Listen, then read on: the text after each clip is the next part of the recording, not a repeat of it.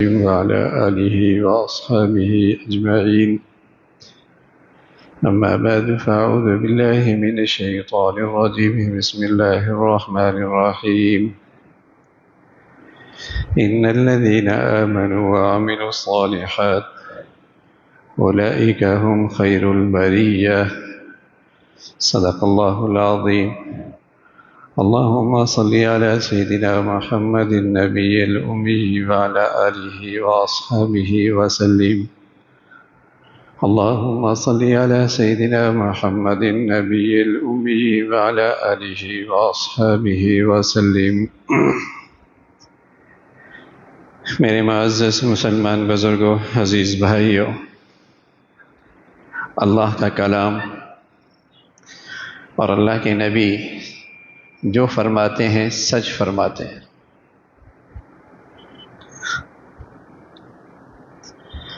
اللہ کا کہا ہوا بھی سچ ہوتا ہے، اللہ کے نبی کا بتلایا ہوا بھی سچ ہوتا ہے. اور اللہ کے رسول بتلاتے ہیں کہ انسان کی شرافت اور اس کی عقل مندی اور اس کی سمجھداری اور اس کی سعادت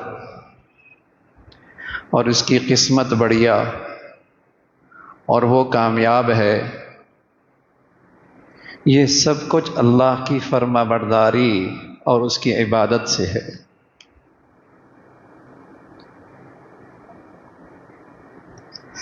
اللہ تعالیٰ جو کہتے ہیں سچ کہتے ہیں،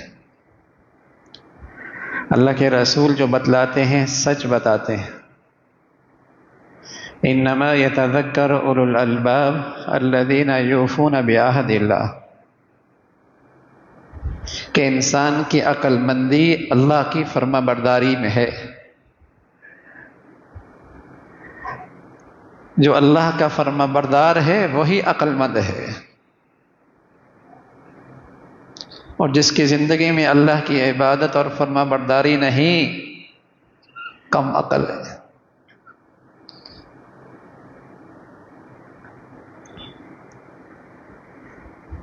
انما یتذکر اولو الالباب الذین یوفون بعہد اللہ. انسان کی عقل مندی کا پیمانہ، معیار اس کی شرافت کا، اس کی عقل مندی کا، اس کے خوش نصیب ہونے کا، اس کے کامیاب ہونے کا، اس کی قسمت اچھی، اس کے نصیب اچھے، اس کا معیار اللہ کی فرما برداری ہے.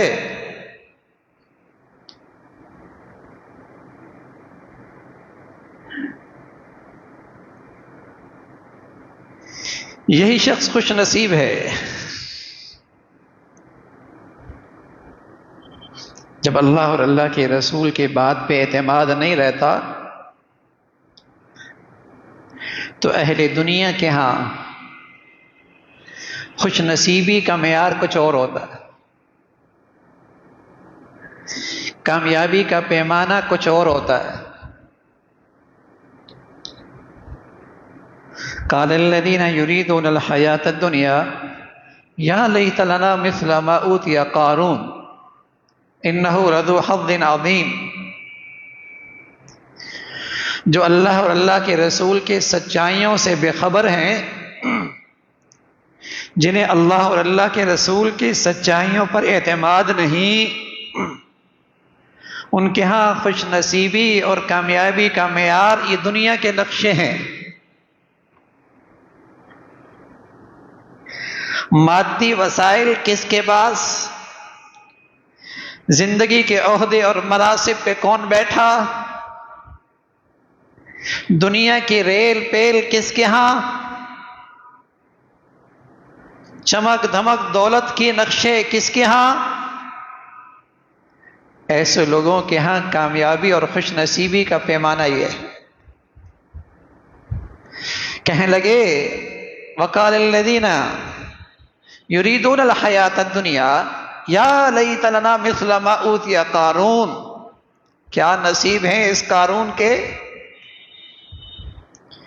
اتنی دولت ہے، اتنے صندوق ہیں، ان صندوقوں کی اتنی چابیاں ہیں، لَتَنُوءُ بِالْعُصْبَةِ أُولِي الْقُوَّةِ، ایک طاقتور جماعت ان چابیوں کو اٹھایا کرتی تھی، جو اس کے خزانے تھے، ان خزانوں کی چابیوں کے لیے ایک مضبوط طاقتور جماعت ذمہ داری اٹھایا کرتے تھے۔ یہ ہے خوش نصیب۔ اور جب اس کو دیکھ کر کہنے لگے انہ لذو حظ عظیم، بڑا نصیب والا، یا لیت لنا مثل ما اوتی قارون، کاش کہ ایسے نصیب، ایسی قسمت، ایسی کامیابی ہماری بھی ہوتی۔ وقال الذین اوتوا العلم، جنہیں اللہ نے اپنا علم دے رکھا تھا، جنہیں اللہ تعالی نے وحی کا علم دے رکھا تھا، وہ تو جانتے تھے عقل مندی کا معیار کیا ہے، خوش نصیبی کا پیمانہ کیا ہے، کون دور اندیش، کون خوش نصیب، کون کامیاب، وہ تو جانتے ہیں۔ وقال الذین اوتوا العلم ویلکم، انہوں نے جب ان کی یہ بات سنی، کہا تف ہے تمہاری عقل پہ، جیسے وہ کم عقل ہے ایسے تم بھی کم عقل ہو۔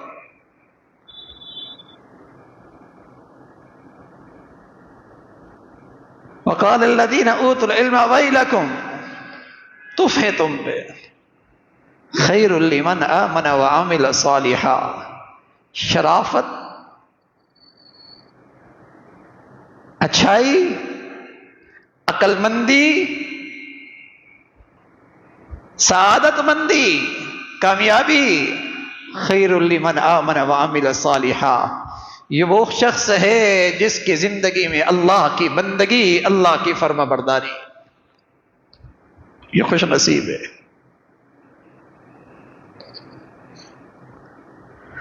حضرت زائر رضی اللہ تعالیٰ عنہ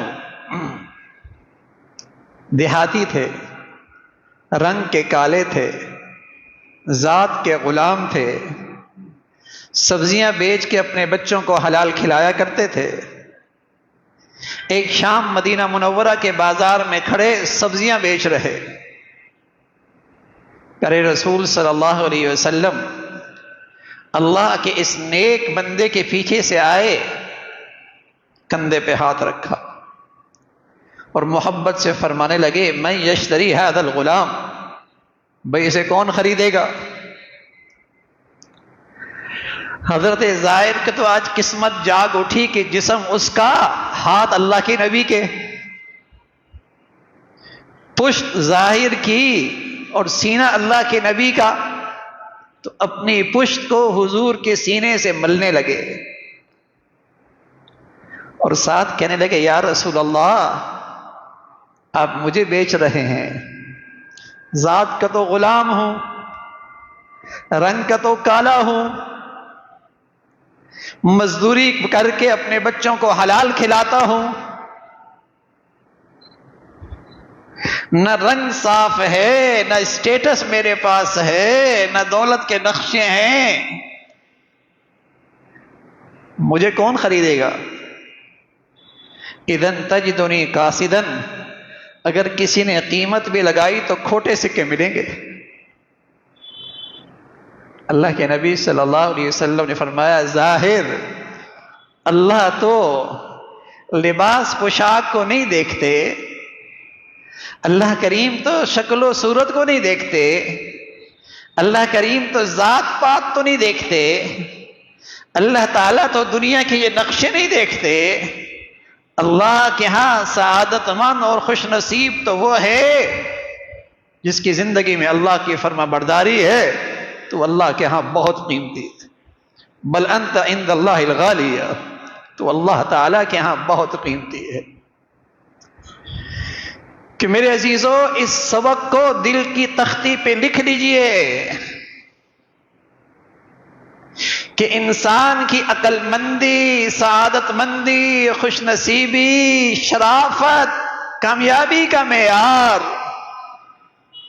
اللہ کی بندگی ہے۔ قسم خدا کی، ورنہ سراسر شرمندگی ہے۔ نہ دھوکہ کھانا کسی اللہ کے باغی کے زندگی کے اسٹیٹس سے،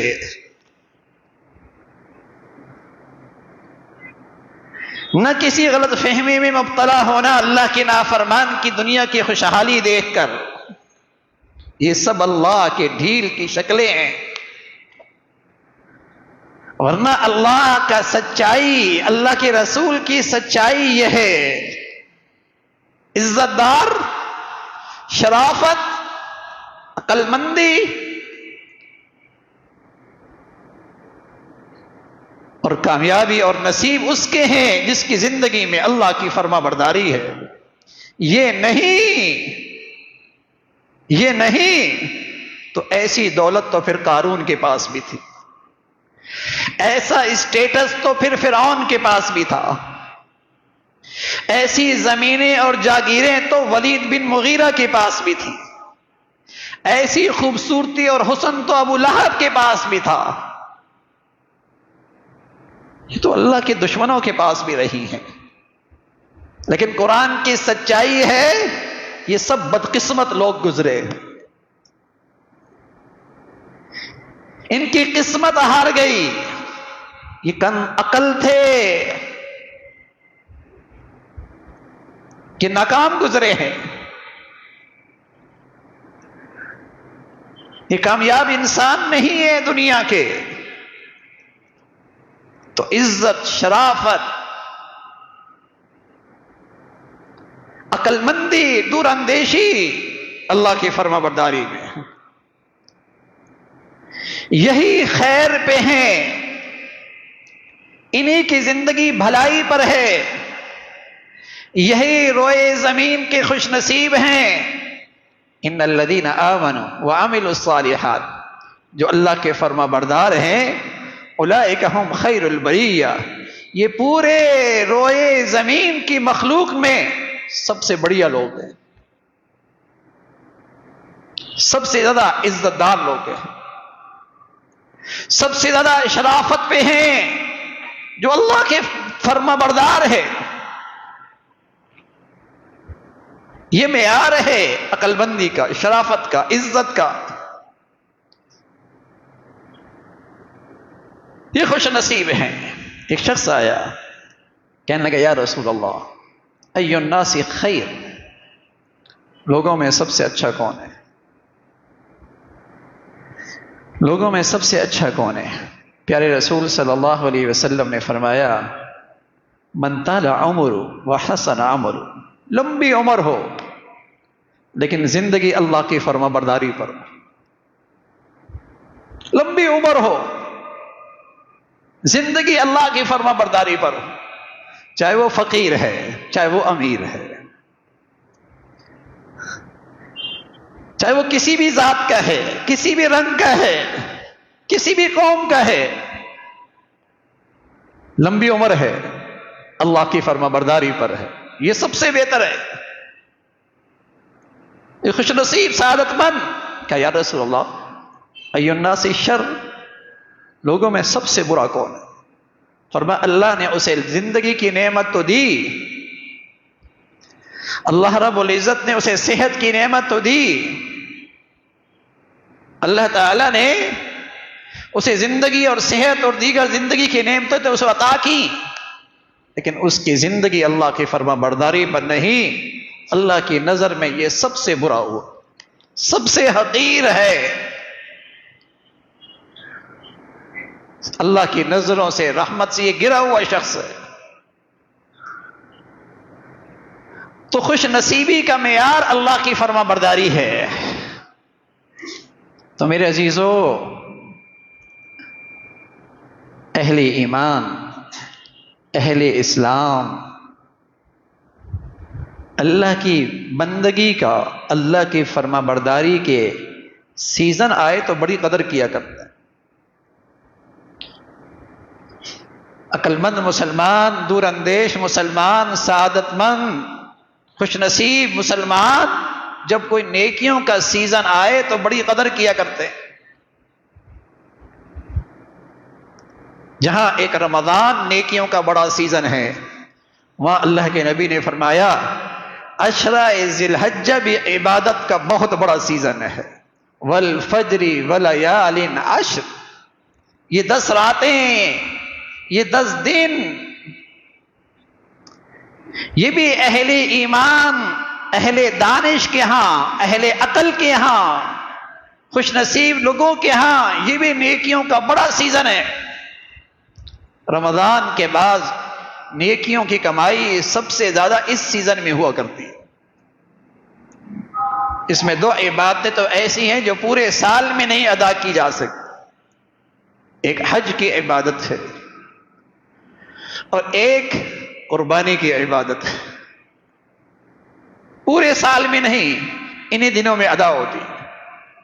لیکن اس دن کا روزہ اس کی بھی بڑی شان ہے، ان راتوں کی عبادت سے بھی اللہ بڑے راضی ہوتے ہیں،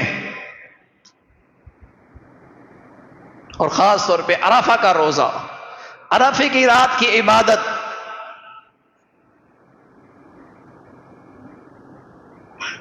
تو اہل ایمان کے لیے نیکیوں کا موسم بہار سیزن رمضان کے بعد سب سے بڑا سیزن آ رہا، چند دن کے بعد، 1-2 دن کے بعد، تو مسلمان اس میں اہتمام کرتے ہیں، اور اتنا تو مسلمان اس سیزن کا قدردان ہوتا ہی ہے کہ کم از کم ان 10 دنوں کے رات کی عبادت مجھے یوں نصیب ہو جائے کہ میری فجر کی جماعت نہ رہے، عشاء کی جماعت نہ رہے، تب بھی وہ ان راتوں کی برکتوں سے محروم نہیں ہوگا۔ کم از کم درجہ، اگر عشاء کی نماز نوافل پڑھ لے اور کچھ خوش نصیب رات کے آخری حصے میں اٹھتا ہو تو اور نصیب کی بات ہے، لیکن کم از کم ان راتوں کی فضیلت پانے کے لیے عشاء کی نماز جماعت سے، فجر کی نماز جماعت سے، اور اگر ہر دن روزہ نہیں رکھ سکتا تو عرفہ کی رکھ لے، اور عرفہ کا بھی نہیں رکھتا تو کم از کم ان دنوں کی اتنی فضیلت تو حاصل کر لے بھائی کہ کم از کم ان 10 دنوں میں اللہ کی نافرمانی نہ ہو، تب بھی وہ کچھ نہیں کھوئے گا، بہت کچھ پالے گا۔ لیکن جب مقامات بہت مبارک ہوں، جیسے اللہ کا گھر، جیسے حرمین شریفین، جہاں کے مکان کی برکت سے نیکیوں کا اجر بڑھ جاتا ہے، کچھ راتیں ایسی، کچھ دن ایسے جہاں اجر و ثواب بڑھ جاتا ہے، تو ایسی میرے عزیزو جب ان مقدس گھڑیوں میں اللہ کی نافرمانی ہوتی تو اللہ کا غضب بھی بہت ہوتا، اللہ کی پھر ناراضگی بھی بہت ہوتی ہے۔ تو اخیر درجے کی ان دنوں کی فضیلت حاصل کرنے کا ایک طریقہ یہ بھی ہے کہ کم از کم ان 10 دنوں میں اللہ کی نافرمانی نہ ہو۔ ایک شخص آیا پیارے رسول صلی اللہ علیہ وسلم کی خدمت میں، کہنے لگا یا رسول اللہ احب ان اکون اعبد الناس، میں اللہ کی بندگی کے اعلیٰ درجے پہ آنا چاہتا ہوں، میں اللہ کے یہاں سب سے بڑا عبادت گزار بننا چاہتا ہوں۔ تو اللہ کے نبی صلی اللہ علیہ وسلم نے فرمایا اتق المحارم تکن اعبد الناس، مخلوق کا بھی حق ضائع نہ کر، خالق کا بھی حق ضائع نہ کر، خالق کے حق میں بھی نافرمانی نہ ہو، مخلوق کے حق میں بھی نافرمانی نہ ہو، تو سب سے بڑا عبادت گزار بن جائے۔ لمبے چوڑے نفل نہ پڑھ سکا، لمبی چوڑی تسبیحات نہ کر سکا، لیکن اگر مخلوق کے ساتھ تیرا سلوک اچھا ہے، اخلاق اچھے ہیں، عدل کا معاملہ ہے، ان کے حق تلفی نہیں ہے، اور اللہ کا بھی حق ضائع نہ کیا، تب بھی تو اللہ کا بڑا فرما بردار۔ اتق المحارم تکن اعبد الناس، حرام سے بچ جا، سب سے بڑا عبادت گزار ہو گئے۔ تو میرے عزیزو یہی حق شناسی ہے ان دنوں کی، یہی ان دنوں کی نعمت کی قدر ہے کہ کچھ ہماری زندگیوں میں اہتمام نظر آئے،